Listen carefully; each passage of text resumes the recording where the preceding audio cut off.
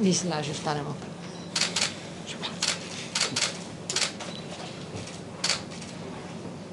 Kaj začnemo? Smo vsi? Ake pa bo kar prosim, predsednica. Ja, hvala lepa. Lepo pozdravljeni, dobrodošli v zdravniški hiši, kjer se mesečno sestajamo vse 4 zdravniške organizacije, ki v tej hiši domujemo. Navada je, da vsako leto prevzame vodenje te koordinacije zdravniških organizacij, kot ta srečanja imenujemo, druga zdravniška organizacija, no in danes je prevzela za leto 2023 to zdravniška zbornica, zato tudi začenjam z to tiskovno konferenco. Razmere v slovenskem zdravstvu, se veste, so kar burne in so posledica številnih dejavnikov, prav gotovo več desetletij trajajočim zaostajanjem sprememb v zdravstvenem sistemu, zdravstvenem varstvu, za razvojem medicine, razvojem demografije, spremembami v družbi. Potem seveda same spremembe v družbi so pomembne, potem pa velik udarec za zdravstvo, za družbo v celoti.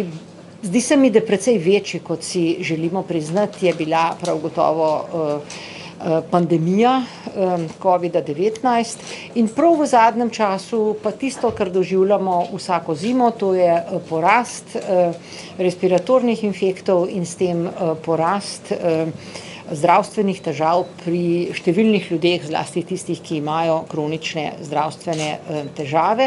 Tukaj je treba povedati seveda, da je ta porast pri drugih virozah, pa dodatno seveda imamo še novo bolezen COVID-19. Vse to vpliva na obravnavo bolnikov v drugih strokah, ker je enostavno ta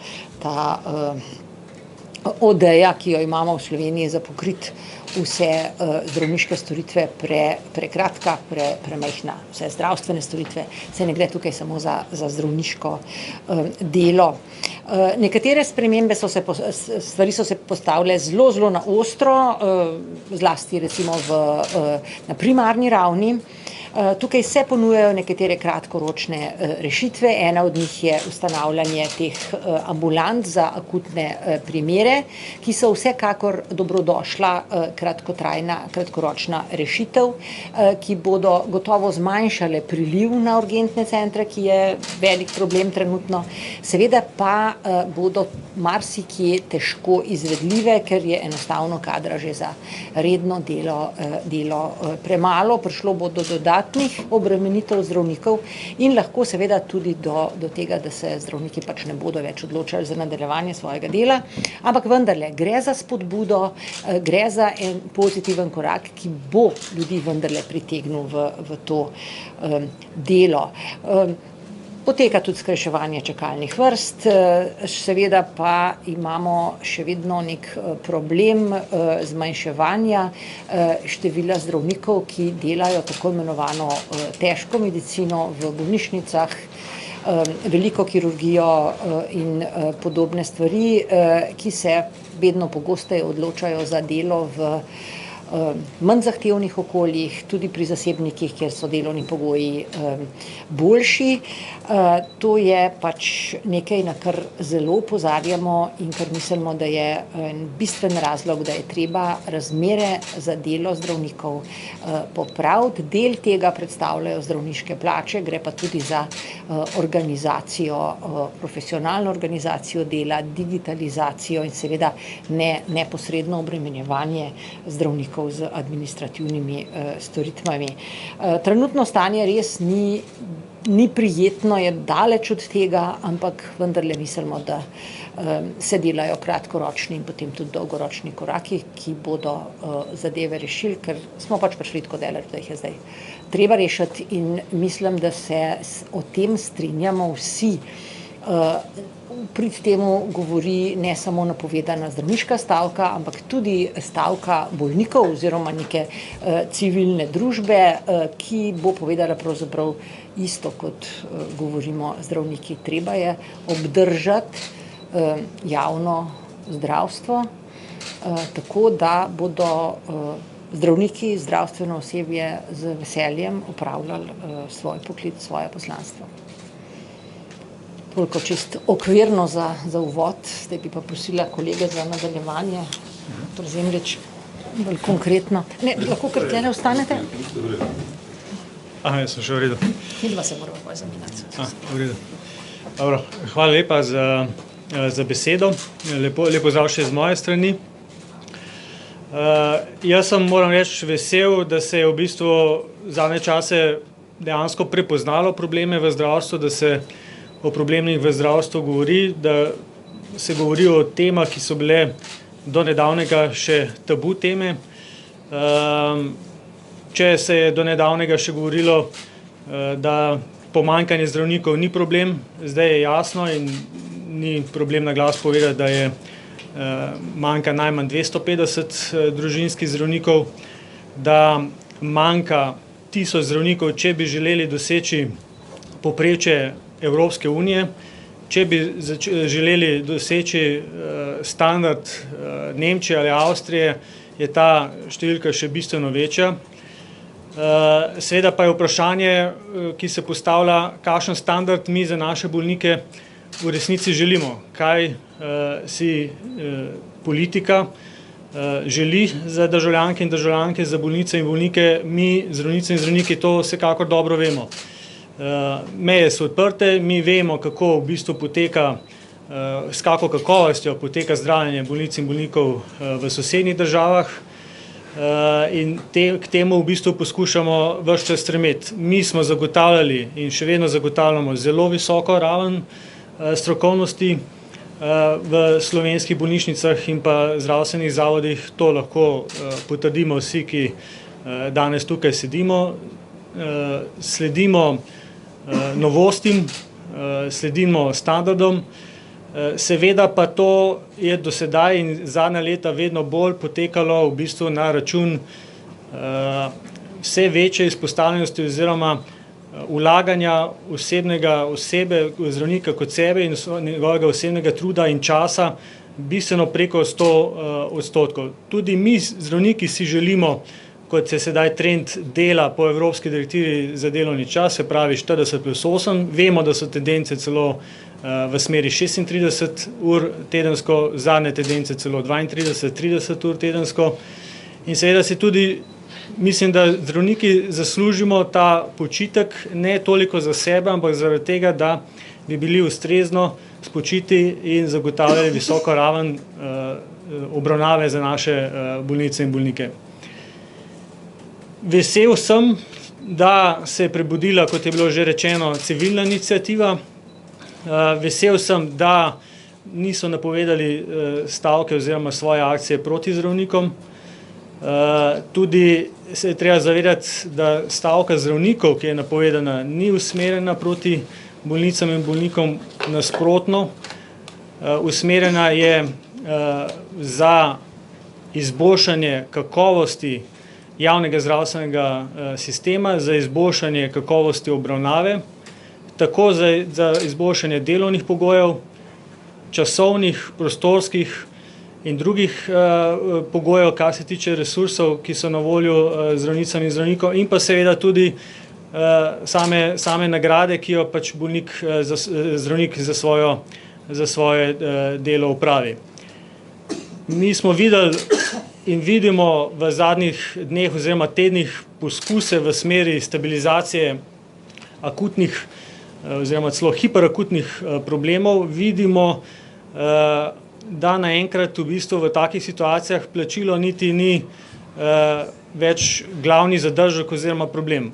Dejansko se je zgodilo, da je naenkrat postavljena celo strani države urna postavka za zdravnika. Seveda bi lahko diskutirali, ali je ta primerna ali ne, vendar pa je to velik korak v sami miselnosti pri tem, kako je potrebno v bistvu kader ustrezno nagraditi. Ne gre samo za zdravnike, vemo, da so ustrezno plačani tudi ostali kader, ki bo sodeloval pri teh ambulantah za neopredeljene bolnike na primarnem nivoju. Čudi pa nas, da v dopoldanskem času, ko pa želimo v bistvu srednjeročno stabilizirati sistem do te mere, da bi zdravniki, ki še vztrajajo v javnem zdravstvenem sistemu, v tem sistemu vztrajali še to nadaljne leto, dobro leto do uveljavitve sistemskih sprememb, kot jih obljublja vlada z 1.1.2024, pa v bistvu ne moremo dvigniti urne postavke iz neto recimo 12,5 evra na 15 evrov, se pravi ta 20% dvig pa predstavlja prevelik problem. To se zdi vsekako nerazumljivo. Nerazumljivo je tudi v bistvu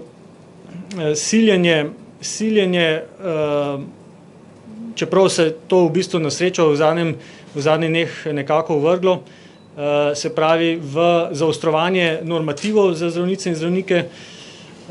Normativi so sprejeti ne zaradi tega, da bi v bistvu zdravniki delali ali prepočasno ali prehitro, ampak zaradi varnosti bolnic in bolnikov. Samo delo zdravnika po normativu zagotavlja, da bo zdravnik delal tudi po standardu in to ves čas poudarjamo že zadnja desetletja in sedaj je tudi spred neko izhodišče glede samega kakovosti obravnave v zdravstvu, se pravi ne samo po normativu, normativ zagotavlja standard in predvsem zagotavlja kakovostno obravnavo bolnika. In seveda z vsakim odhodom zdravnika, če ne bomo starejšim zdravnikom, ki so najizkušenejši, ki delajo samostojno, zagotovili v naslednjem letu dostojnega plačila za dopoldansko opravljeno delo, redno delo, lahko kvečjemu pričakujemo dodaten osip in dodatno krizo, ki se zna preseliti iz primarnega nivoja, kjer vidimo, kakšno je stanje, še na višji nivo, se pravi na sekundarni in terciarni nivo. Že sedaj v bistvu primanjkuje, kot je omenila profesor Bejovićeva, zdravnikov za najtežjo medicino, za najbolj bolne bolnike, za tiste bolnike, ki rabijo takojšnjo oskrbo sredi noči, tako imenovane velike operacije in ki rabijo v bistvu neko zdravljenje, ki ga vlada recimo lahko samo par deset ali pa par sto zdravnikov v celotni Evropi. Taki strokovnjaki mi imamo, taki strokovnjaki so v tujini cenjeni. Žal pa se premnogokrat dogaja, ne da v bistvu zapuščajo zdravstveni sistem zaradi odhoda v tujino, ampak v bistvu se dogajajo še bolj banalni razlogi, odhajajo v zasebni sektor, kjer v bistvu prakticirajo precej bolj enostavno medicino, kot pa za katero so pa izučeni. In poudarek je torej na tem, da je potrebno ohraniti standarde in normative, ki so bili doseženi ne na pamet oziroma uveljavljeni ne na pamet, ampak na podlagi številnih študij in primerjav z drugimi sistemi in pa slediti z odpravo plačnih nesorazmerij karierni poti zdravnika in ne ustvarjati novih plačnih nesorazmerij znotraj zdravništva samega, če ne želimo v bistvu, da se ta kriza iz primarnega nivoja razširi kot požar, se širi že proti urgentnim centrom, lahko pa nas čaka še večja katastrofa, če bo do tega prišlo na sekundarni in pa terciarni ravni. To bi bilo z moje strani.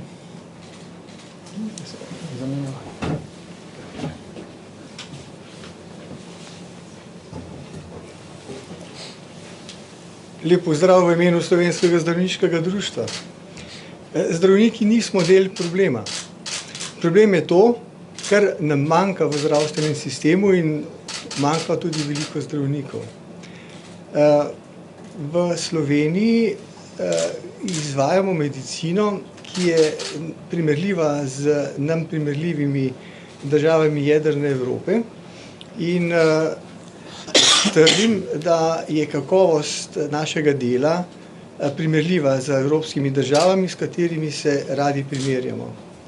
Slovensko zdravniško društvo preko svojih 28 strokovnih svetov je varuh zbirke standardov in normativov, na katerih temelji tudi nedavno sprejeti dogovor med ministrstvom in sindikatom Fides in bo temelj za napovedani samostojni plačni steber za javno zdravstvo. Standarde in normative, ki jih imamo sestavljene in jih je sestavila stroka avtonomno sama, so normativi, ki so primerljivi in zlahka, si jih lahko človek pogleda tudi na spletni strani ustreznih strokovnih združenj v okviru Svetovnega zdravniškega društva, torej World Medical Association, katerega polnopravni člani smo seveda tudi slovenski zdravniki. V okviru standardov in normativov se povezuje seveda tudi kakovost zdravnikovega dela in varnost bolnikove obravnave.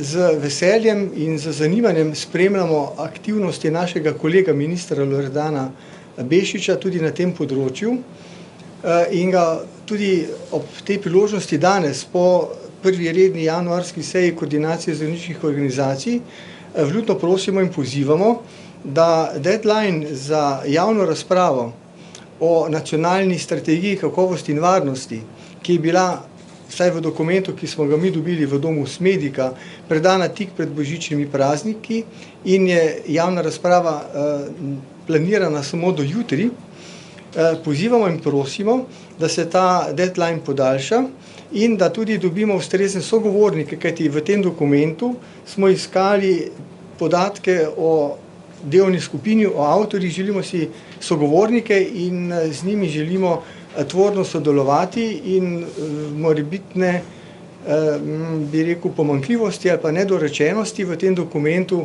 dopolniti v skupno korist. Zdravniki nismo torej del problema in zdravniki smo zavezniki naših bolnikov. In bolnika postavljamo v center naše pozornosti in v okviru tega si želimo, da bo tudi nacionalna strategija kakovosti in varnosti, ki je bila zdaj predstavljena tik pred novim letom, naj ne bi bil to zopet en dokument, ki bo ostal v kakšnem predalu, ampak naj bo to temelj, na katerem bomo gradili varen zdravstveni sistem, še naprej primerljiv z evropskimi državami in na katerem bo potem tudi temeljil ta naš pričakovani ločen plačni steber za zdravstveni sistem. Z zanimanjem spremljamo aktivnosti, tudi včeraj smo se udeležili predstavitve skandinavskega oziroma finsko-estonskega modela organizacije zdravstva. Nekatere stvari, ki smo jih včeraj slišali, so tako, bi rekel, promising, kažejo dobro. Smo pa seveda zdravniške organizacije zlasti preko zakona pooblaščene naše zdravniške zbornice, pravzaprav tudi eden od partnerjev v tem sistemu, ki ga skušamo skupaj graditi, zato, da ne bo razpadel, ampak da bo boljši in da bo postal bolj čvrst v svojih temeljih. Torej, konstruktivno. Hvala lepa.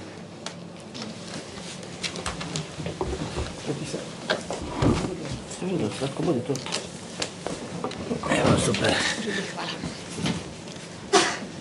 Dober dan, pozdravljeni tudi v mojem imenu. Predstavljam strokovno združenje zasebnih zdravnikov in zobozdravnikov Slovenije in se vam že v začetku opravičujem, ker bom verjetno določene stvari povedal 10. ali pa 15. in tak sem, ne morem si pomagati, verjamem, da bo nekoč povedano slišano. Naše strokovno združenje podpira vsa prizadevanja za izboljševanje zdravstvenega sistema in s tem tudi pogojev dela v njem delujočih vseh zaposlenih. Plače zaposlenih v zdravstvu so izjemno pomemben element zadovoljstva zaposlenih, nikakor pa to ni edini in pa tudi po mojem pogledu in pogledu našega združenja ne najpomembnejši element. Podobno kot minister poudarjamo, da je potrebno pacienta postaviti v središče, to je povedal kolega, to govorimo vsi pravzaprav tudi že dolgo časa, vsaj jaz to že 10 let poudarjam. Če želimo v naši državi ustrezno nudenje pravočasnih, strokovnih, varnih, kakovostnih in tudi solidarno dostopnih zdravstvenih storitev, je nujna svoboda, svobodna izbira, to poudarjamo, imamo svobodo v domovini, državi. Svobodo rabi pacient, da izbere, kje se bo zdravil, če obstaja možnost in se da z njim pogovarjati tudi o tem, kako se bo zdravil. Svobodo potrebujemo zdravniki in sicer svobodo, v kakšnem delovnopravnem položaju bomo delali, tudi koliko bomo delali. Številni med nami ne zmorejo vsega, kar bi pač standardni normativi jim naložili, njihova pravica je, da delajo manj ali več in so seveda za to ustrezno plačani, manj ali več. Tretja svoboda, ki jo potrebujemo, je tudi po našem mnenju konkurenca zavarovalnic, ki bodo izvajale zdravstvena zavarovanja in to seveda z različnimi paketi, kjer bo natančno opredeljeno, kakšna so pravila in pravice iz sklenjene police. Če nam uspe urediti svobodo na teh področjih, potem verjamem, da se bo večina ostalih težav rešila samih od sebe. Popravki naše zakonodaje, če citiram gospoda Jenula iz skupine zagovornikov državnega, ne javnega zdravstva, torej obliži na naš zdravstveni sistem niso dovolj. Dolgo leta govorim, da je potrebno zgraditi v naši državi modern zdravstveni sistem po vzoru nekih delujočih sistemov v nam bližnji Evropi ali tudi kje daleč, če je tam kje kakšen sistem boljši. Ravnamo se na številnih drugih področjih po tem, kako počne Evropa, zgledujemo se na večini drugih dejavnosti po njej. In v razvitih delujočih evropskih zdravstvenih sistemih zdravstvena dejavnost ni negospodarska, tako kot je pri nas, ki se izvaja nepridobitno. Tudi pri nas seveda ne samo zasebniki, katerim se dobičkonosnost pogosto očita. Če spremljate poročila o opravljenem delu in bilance zdravstvenih domov, so v preteklih 2 letih pravzaprav vsi slovenski imeli za moje pojme skoraj da nesprejemljive dobičke. V razviti jedrni Evropi ni javnih zavodov, kjer je odgovornost poslovodstva deljena z odgovornostjo sveta zavoda. To je unikum, takšnega vodenja pravzaprav ni in ga naš sistem ne zmore. Ni korupcije naših razsežnosti, verjamem, da posod se, seveda, kjer je veliko denarja, korupcija dogaja, ampak korupcija naših razsežnosti pri investicijah in nabavah in tudi vsem, kar se v državnem zdravstvu dogaja, je to dimenzije, ki jih pravzaprav si država ne zasluži. Predvsem pa to pa je seveda ena stvar, o kateri smo se tudi danes pogovarjali, ni toliko pravzaprav sistemskih napadov na zdravništvo in seveda v zadnjem času posebnim poudarkom na zasebnih zdravnikih in zobozdravnikih, tako koncesionarjih, kot tudi čistih zasebnikih.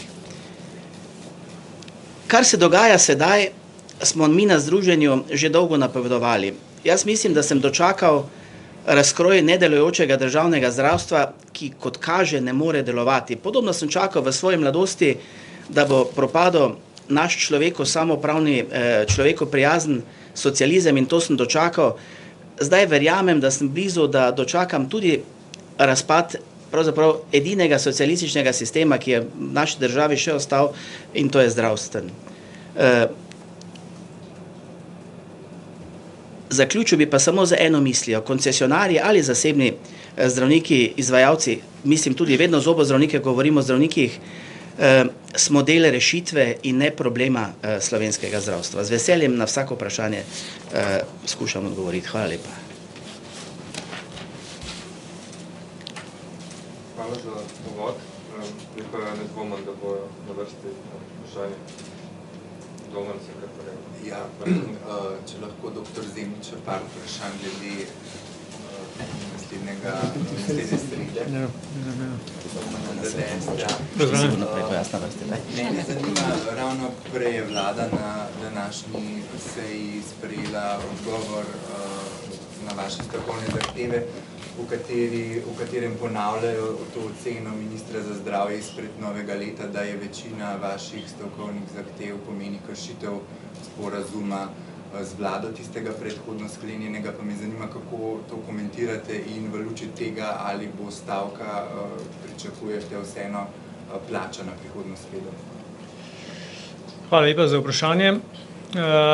Mi smo tole ravno sredi sestanka koordinacije zdravniških organizacij v bistvu videli še nepopolno novico, tako da jo v bistvu bomo komentirali, ko pač prejmemo uradni odgovor Ministrstva za zdravje oziroma vlade. Kar se pa tiče nelegitimnosti same oziroma kršitve prvotnega sporazuma, je pa v bistvu pravno mnenje tako, da z tem stavkovnimi zahtevami, ki so napovedane za stavko v naslednjem tednu, v bistvu se nanašamo na še vedno veljavni ZSPJS, se pravi Zakon o urejanju plač zaposlenim v javnem sektorju, medtem ko pa se je nanašal prvotni sporazum na oblikovanje tako imenovanega novega plačnega stebra v zdravstvu, ki je bil tudi danes večkrat omenjen, od katerega si seveda vsi v zdravstvu veliko obetamo, skupaj seveda z ostalimi potrebnimi reformami v zdravstvu. Ampak glede na to, da teh pogajanj se ne bodo nadaljevala, ta, ki so bila zaključena decembra, kakšni bodo potem vaši nadaljni koraki po naslednji sredi, bi lahko ponavljali te opozorilne stavke, ker pogajanja se pa potem vendarle bodo enkrat začela glede tega stebra, ampak vi ste takrat rekli, da to ločujete, te dve stvari. No, se pravim, dejstvo je, da je po zakonu o stavki potrebno takoj, ko ena stran napove zaostrovanje, pristopiti, morata obe strani pristopiti v dobri veri k razrešitvi stavkovnih vprašanj. Mi še vedno pač pričakujemo poziv vlade na nadaljevanje pogajanj. Kar se tiče nadaljnjih korakov po sredi, bomo pa potem v bistvu se sproti oziroma glede na to, kakšen bo odziv vlade, kako bo potekalo. Naš cilj je seveda stavke ne imeti, ne. Kot rečeno, je v dobri veri se morata obe strani usesti in se dogovoriti. Mi računamo, da bi se lahko dogovorili do srede, da bi stavka odpadla. Če pa do tega ne bo prišlo, v skrajnem primeru, da se v bistvu z nami vladna stran sploh ne bi hotela usesti, to je v bistvu nekaj skrajno, povsem v nasprotju z duhom mirnega reševanja odprtih vprašanj, bomo pa potem v bistvu po stavki na zasedanju naših organov sklenili, kako dalje.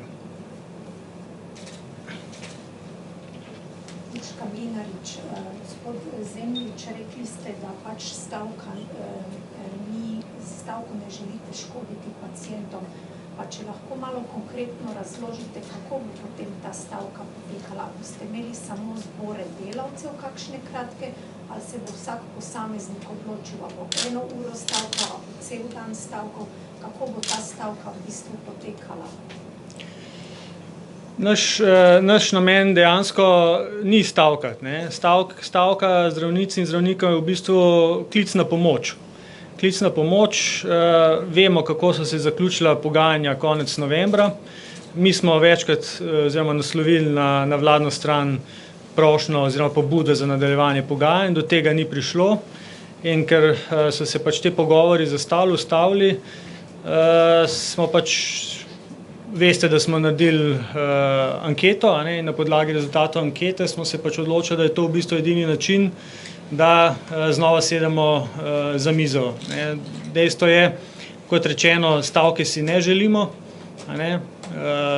To je zadnja stvar, ki bi si jo želeli. Vemo, v kakšnem stanju je javni zdravstveni sistem.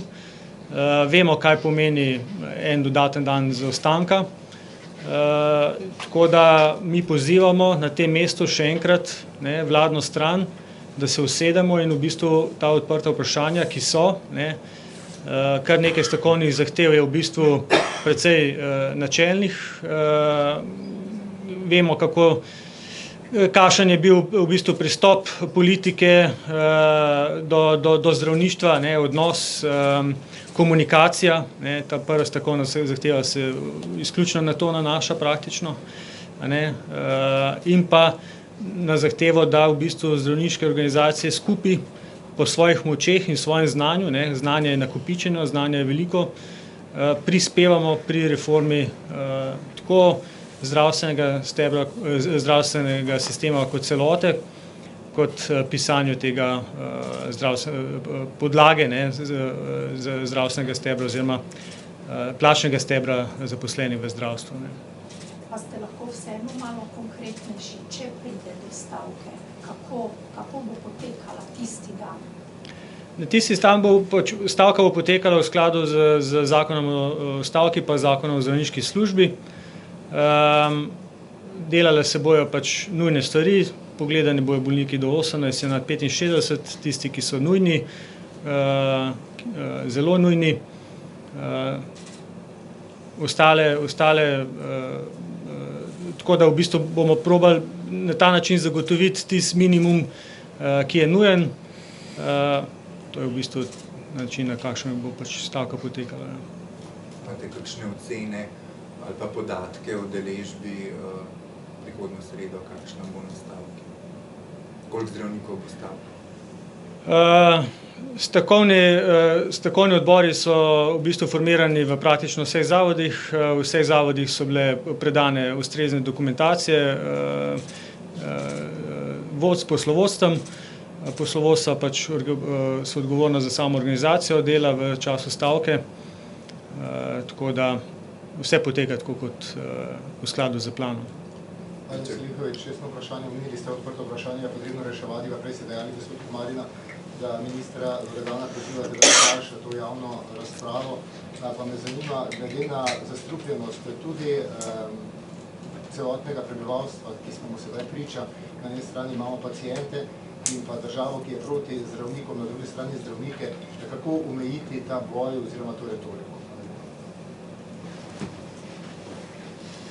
To se na mene naša vprašanje. Ali pa gospod Birovič. Ja,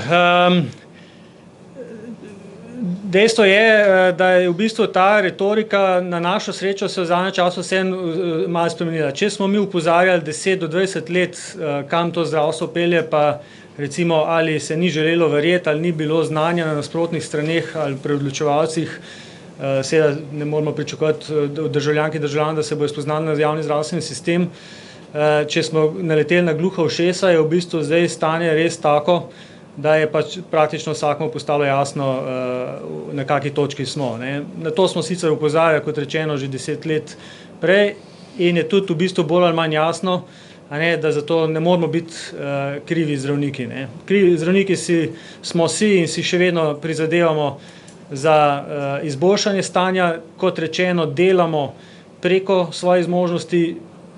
Uvodoma sem poudaril, da si tudi mi želimo delovnika 36 ur tedensko, vendar vemo, da bi bilo to povsem nemogoče. Že urnik 40+8, ki ga imajo v Avstriji, tako čez mejo, bi bil v tem trenutku za nas sistem poguben urnik, ker bi se pokazali, da manjka v tistem trenutku 1000 zdravnikov. Verjetno pa, kot je Avstrija ugotovila s časoma v zadnjih 3-4 letih, odkar so ta 40+8 direktivo sprejeli, še vedno je to daleč od 36, kot se predvideva načeloma za zaposlene, pa bi morali mi v bistvu dozaposliti, če bi avstrijski standard hotel doseči nekje 1700 zdravnikov. Vemo pa, da je Avstrija še vedno, kako bi rekel, črna luknja oziroma jama brez dna za zdravnike, ne samo za slovenske, ampak tudi slovenske tja odhajajo, nekateri imajo v bistvu samo čez mejo, čisto blizu, nekateri odhajajo tudi iz Ljubljane, povezave so dobre. Delovnik, kot rečeno, je 40+8, kar pomeni recimo dežurstvo v nedeljo, in potem samo še 2 delovna dneva. In tega se striktno držijo. V bistvu je zdravnik kaznovanje, če v bistvu preseže 40+8 ur delovnika. In to se želimo tega tudi pri nas in bi bilo v bistvu po ocenah, ki smo jih delali, za zdravstveni sistem bistveno večji šok, če bi zdravniki rekli, delali bomo 40+8, kot pa da v bistvu poskušamo priti do posluha vlade za to napovedano enodnevno stavko.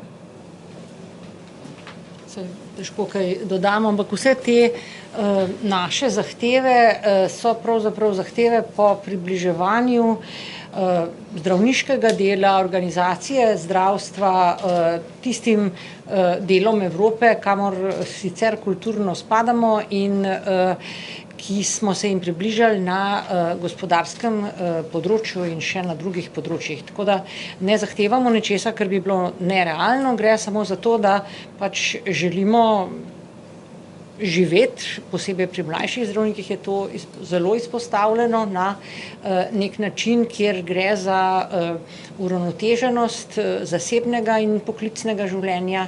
To bo v naslednjih letih prišlo še bolj v ospredje in ta zahteva, morate razumeti, je popolnoma legitimna, tako kot pri vseh drugih poklicih. Na drugi strani seveda želimo obdržati neko kakovostno zdravstvo, v katerem smo dolga leta nekateri delali z velikim osebnim vložkom in z ne preveč veliko pozornostjo države, da tako rečem. Kako bomo to rešili? Mi si še vedno predstavljamo, da z dialogom in z konkretnim predstavljanjem številk, z izračuni, z primerjavami na konkretnih dejstvih. Še dr. Beović vprašal, kako gledate, vi ste omenili na začetku v svoji izjavi kroženje obremenjeno zaradi respiratornih obolenj. Kako gledate na izjavo ministra za zdravje? Med prazniki je bila velika gneča po številnih urgencah in se vam odzval na to, da gre za razmere, ki jih spodbujajo, ustvarjajo neke interesne skupine. To je bilo razumeti, kot da niso gripa, RSV in COVID trenutno tak problem. Ja, v bistvu je vprašanje, ne, zakaj se toliko časa pri nas zdravstvo ne reformira, ne sledi nekemu razvoju družbe. In tukaj res prihaja do vprašanja, ali ne gre zadaj za interesne skupine. To pride marsikomu na misel in tudi seveda še bolj ministru, ki razmere še bolj pozna.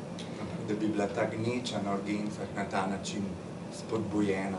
Torej, gneča nastane do neke mere zato, ker primarna raven ne uspe pregledati dovolj bolnikov in pridejo na urgenco.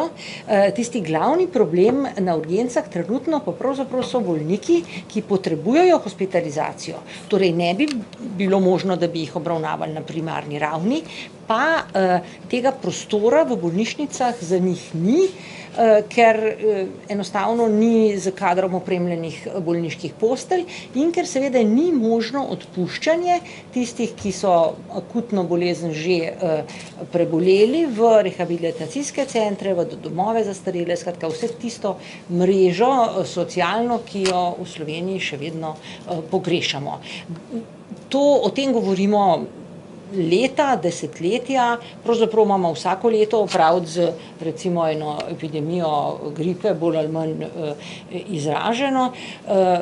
Problemi so isti, ponavljamo, kakšni so naši predlogi rešitev, zgodi se pa nič. Tako da je vprašanje, komu je to v interesu, da se nič ne zgodi. Smeš jaz tukaj nekaj povedati? Ja.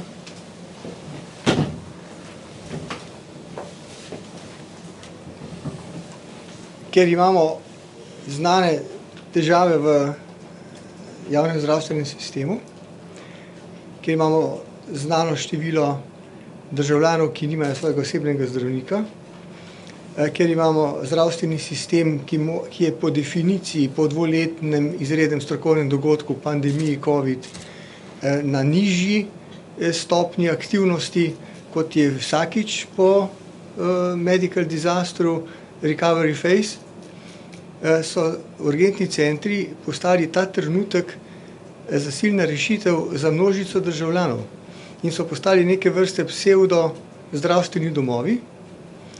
Po oceni tvorcev koncepta urgentnih centrov, ki so zaživeli takrat leta 2016, danes v urgentnih centrih išče pomoč več kot 70, po številki, ki smo imeli na kirurških dnevih na strokovnem srečanju letošnjem novembra,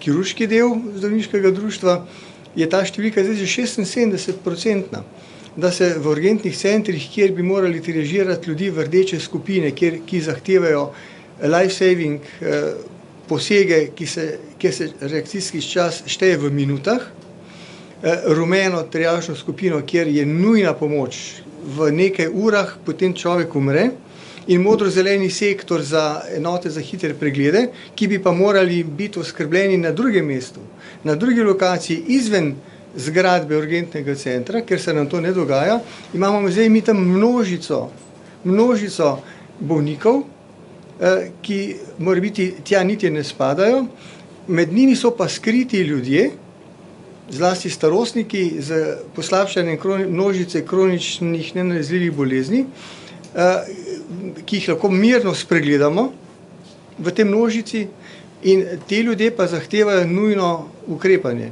In tudi za te ljudi nam trenutno v bolnišnicah od Ljubljane do ta najmanjše na periferiji zmanjkuje občasno postelj. Bolnišnica nikoli ne sme reči ne. Bolnišnica vedno mora sprejeti človeka, vendar če je preplavljena z zraven še množico ljudi, ki v upravičeni stiski, tudi za njihovo manjšo bolečino tisti trenutek, iščejo pomoč v urgentnem centru, se nam dogaja to, da urgentni centri ta hip ne delujejo tako varno, kot je bilo predvideno v njihovem osnovnem konceptu. In če se zdaj vrnem na stroko, v okviru te predstavljene strategije, nacionalne strategije za kakovost in varnost se zelo veselimo dialoga z ministrstvom, veseli smo, da je ministrstvo ta problem zdaj odprlo. Vendar iščemo na njihovi strani sogovornika in želimo ta sistem nadgraditi oziroma dodelati. Prepričan sem, da če bi danes uveljavili to, kar je ta dokument danes predstavil, ki ga predstavlja do jutrišnjega deadlinea, da kapacitete javnega zdravstva ta hip v Sloveniji tega ne bi zmogli. In bi se zgodilo to, kar je rekel kolega Zemljič. Če bi zdaj začeli vsi zdravniki reči 40+8, ne bomo mogli pomagati tistim, ki ta trenutek našo pomoč potrebujejo.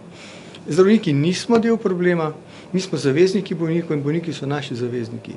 In mi smo zdaj tu zato, da konstruktivno rešimo ta problem. Problem se pa vedno reši samo z dialogom. To je naše sporočilo.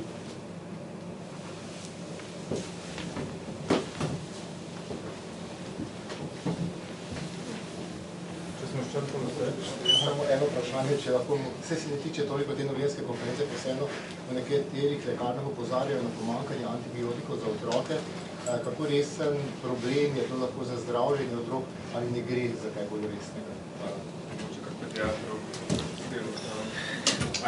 To je velikanski, mislim, to je velikanski problem, čeprav za antibiotike, poleg mene sedeča profesor Bejovičeva, odlična, ne to, nimamo določenih zdravil za zdravljenje epilepsije, torej tedensko se dogaja, da določenih zdravil za otroke ni, in to je velikanski problem. Prvič je to problem, ko sediš v ambulanti in pišeš recepte, za katere pač verjameš, da jih bojo starši v lekarni dobili, pa potem seveda iz lekarne kličajo, da tega pa ni, pa onega ni, nimamo antipiretiko, torej obeh paracetamolov, enega proizvajalca, imamo še enega, nimamo ibuprofena v večji koncentraciji in pišemo po 15 ml otrokom, ki ne morejo pojesti tablete, kar pomeni, da flašo spijajo v 3 dneh, če imajo 3 dni visoko vročino. Skratka, to je velikanski problem, ne vem, kje je vzrok tega problema, predstavlja pa to nam izvajalcem kar precejšno težavo in recimo amoksicilina v obliki sirupa v tem hipu v Sloveniji ali pa v Mariboru ni za dobiti, zdaj mogoče, da se bojo stvar uredila v kratkem, ampak zagotovo med Božičem in Novim letom v Mariboru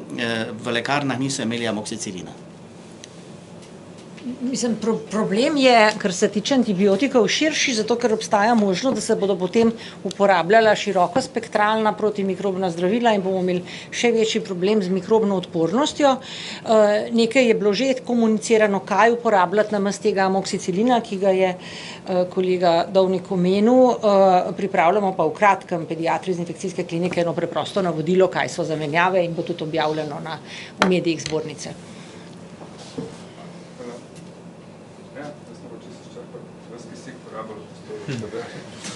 Izmenjalo se viruse.